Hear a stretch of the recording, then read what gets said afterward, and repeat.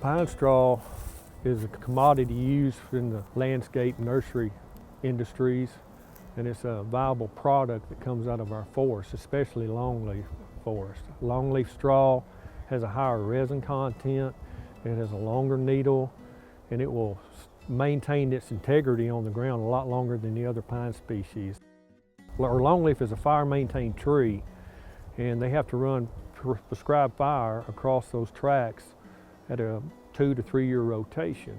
So there's significant cost, in managing these stands. It does good to burn every 2 years. It does it good because it puts nitrogen in the ground and it thrives off of that. The tree itself is money standing, but I'm not going to be able to capitalize on that for several years to come. But I'm getting an annual income off of the pine straw, which is allowing me not only to maintain my property, but it's paying my land and property taxes every year. When the guys come out, first thing they do is they'll hit the ground running with pitchforks, and each one of them will be in a general area. He'll have his own area that he'll hand lift this pine straw and put them in one particular pile. And once they get a sizable amount of straw gathered up, they will actually hand bale that entire pile of straw. And then the pine straw producer will either carry that back to his yard and sell it out of his yard, or he will sell it to wherever his vendors are. Okay, your mechanical raking, it digs down in the ground because it's got more weight to it. And the way we rake, we just skim over the top of the ground and lift up. We don't actually go down in the ground much at all. Which is a misnomer. Raking, they actually do lifting. They lift it off the ground with pitchforks. And it's maintained the integrity of the understory, does not damage the understory.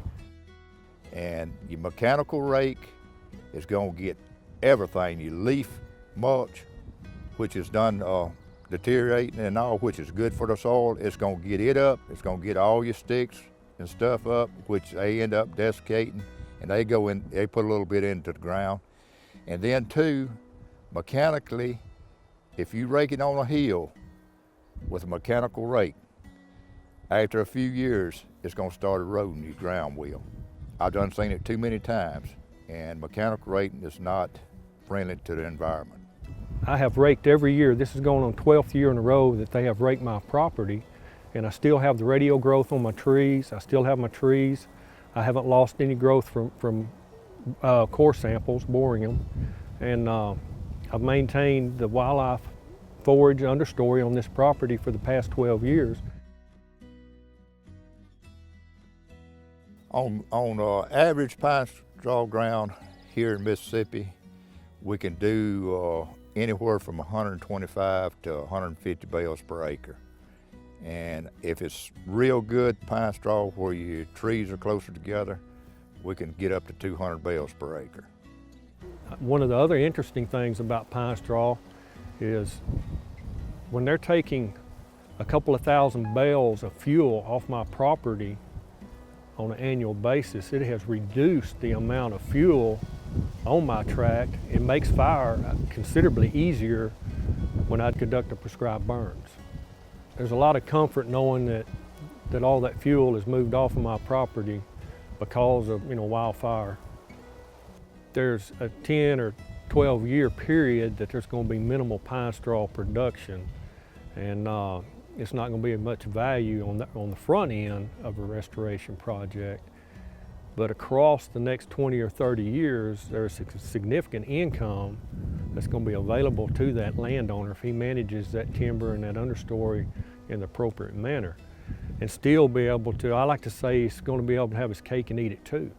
He's got his timber, he's got his wildlife, he's got his understory, but if he goes in and wholesale herbicides the understory and removes all of the debris, all the pine straw, all the cones, all the limbs, sticks, or whatever, you virtually can have a biological desert in those situations, and it occurs on some of these mechanical operations.